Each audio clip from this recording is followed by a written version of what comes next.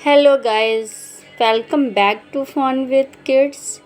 आज मैं एक ऐसे टॉपिक के बात करूँगी जो कि हर मॉम्स को अक्सर फेस करना पड़ता है कि उनके बच्चों में सर्दी ज़ुकाम की प्रॉब्लम। जनरली हम सब जानते हैं, बच्चे छोटे होते हैं, अगर ज़रा सा भी वेदर चेंज हुआ या कुछ भी चेंज हो रहा है तो उन्हें सर्दी ज़ुकाम की प्रॉब्लम हो जाती है। तो ऐसे में अगर हमारे बेबी को अगर कोल्ड कफ की प्रॉब्लम है तो किस तरह से हम उसकी केयर करें, इसके लिए कुछ टिप्स मैं आपके साथ शेयर करना चाहती हूँ। तो फर्स्ट मेरा टिप्स है ब्रेस्ट फीडिंग। अगर आपका बेबी ब्रेस्ट फीडिंग है और अगर बॉटल की भी दूध ले रहा है तो आप कोशिश करें कि उसे ज़्यादा से ज़्यादा ब्रेस्ट फीड ही कराएं, क्योंकि ब्रेस्ट फीडिंग में कुछ ऐसे एंटीबायोटिक होते हैं जो कि बेबी को बॉडी को रिलैक्स करने के लिए बहुत ज़रूरी होते हैं।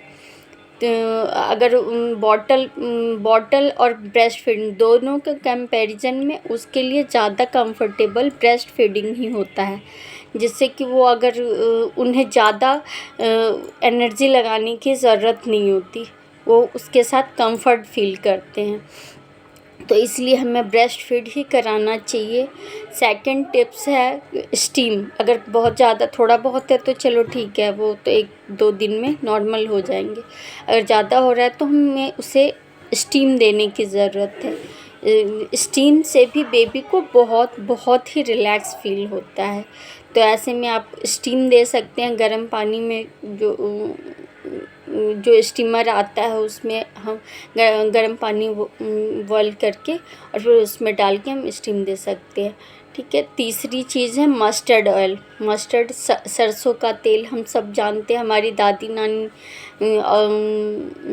मम्मी सब ये सलाह ज़रूर देती हैं कि सरसों को तेल में गुनगुना करके उसमें लहसुन की 2-4 कलियाँ रखकर, अजवाइन रखकर उसे खौला के फिर उसे छान कर हम उसे वार्म ऑयल हल्का सा गुनगुना हो तो उसके तलवे में और उसके सीने में उसे हम रात के टाइम सोने के टाइम, उसे दिन में नहीं लगाना चाहिए। दिन में इसलिए नहीं लगाना चाहिए क्योंकि जो भी बाहर में जो हवा आ रही है, एयर आ रही है, उससे उसकी प्रॉब्लम और बढ़ सकती है। रात में बेबी को उससे मसाज भी कर सकते हैं, उसके कमर में, बैक में और उसके तलवों में।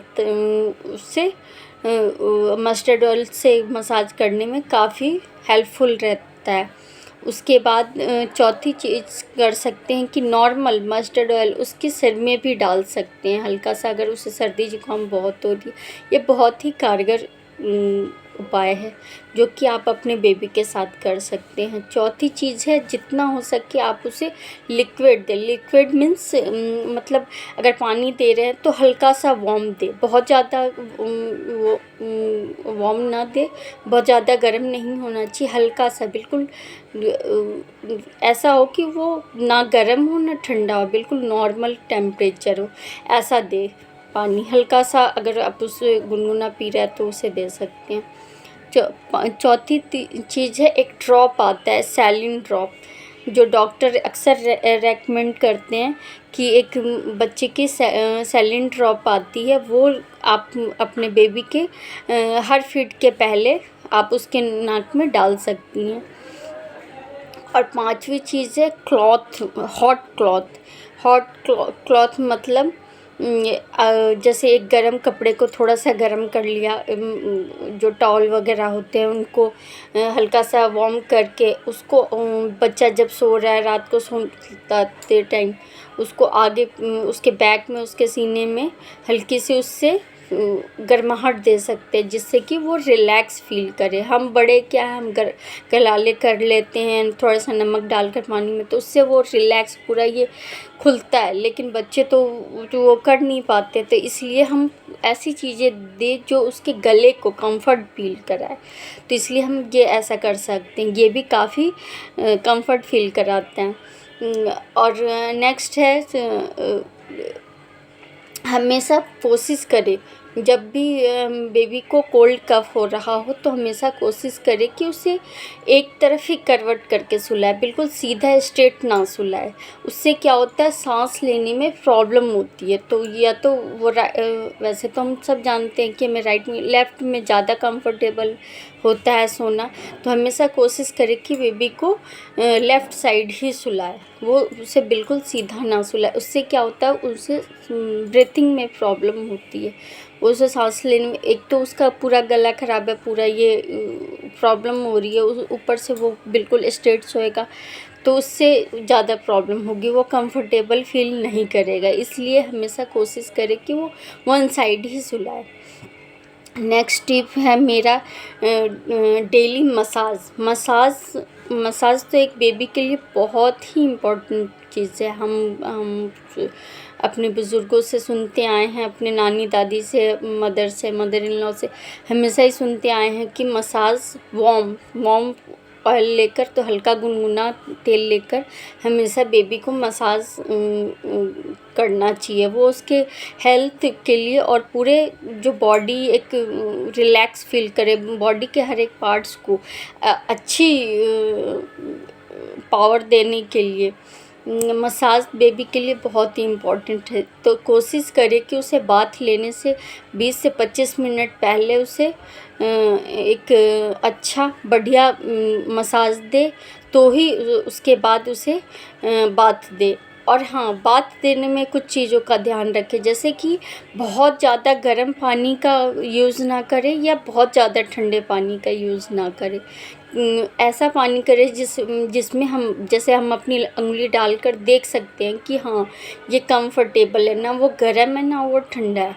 ऐसे कंफर्टेबल हो पानी, ऐसे पानी से ही उसे बाथ दे। कुछ मदर्स ऐसी होती हैं कि वो जैसे सोचती हैं कि नहीं, फ़ीवर हो रहा है, ये कोल्ड कफ़ है ज़्यादा, तो हमें इसे बाथ नहीं देना चाहिए, ये उसे नहीं नहलाना चाहिए। तो मेरे एक्सपीरियंस से मुझे ऐसा लगता है कि नहीं, बाथ तो देना ही चाहिए। अगर बाथ अगर फ़ीवर आ रही है, बहुत ज़्यादा आ रही है, तो एक स्पंज तो ज़रूर ही देना चाहिए, ताकि वो एक कंफर्टेबल फील करे बेबी। अगर वो उसके कपड़े वही पहने हुए, उसने चेंज नहीं किए, तो वो कंफर्टेबल फील नहीं करेगा, वो अनकंफर्टेबल फील करेगा। इसलिए हमेशा ये सोचे कि उसको या तो बाथ दिन नॉर्मल है, तो अगर बहुत ज़्यादा ही प्रॉब्लम हो रही है, फ़ीवर भी आ रहा है, तो एटलीस्ट कम से कम उसे एक स्पंज, एक गीला कपड़ा, गुनगुना पानी लेकर उसमें गीला कपड़ा डालकर उसके पूरे बॉडी को पोंछे और फिर उसको प्रॉपर ड्रेसअप कराए, जिससे कि बेबी कंफर्टेबल फील भी करेगा और वो उसके हेल्थ के लिए भी सही रहेगा। तो इसलिए कोशिश करें कि हमेशा उसे प्रॉपर बाथ दे। अगर नहीं हो सकता है तो फिर ऐसे स्पंज कर सकते हैं, ठीक है। मुझे लगता है ये सारी चीज़ें आपको हेल्पफुल करेगी। आई होप कि ये वीडियो आपको अच्छी लगे। अगर अच्छी लगे, आपको ज़रा सी भी हेल्पफुल लगे, तो प्लीज़ मेरे वीडियो को लाइक करें, सब्सक्राइब करें एंड अपने और अपनी फैमिली के साथ शेयर करें। Thank you for watching. Bye bye. मिलते हैं फिर अगले वीडियो में। Thank you.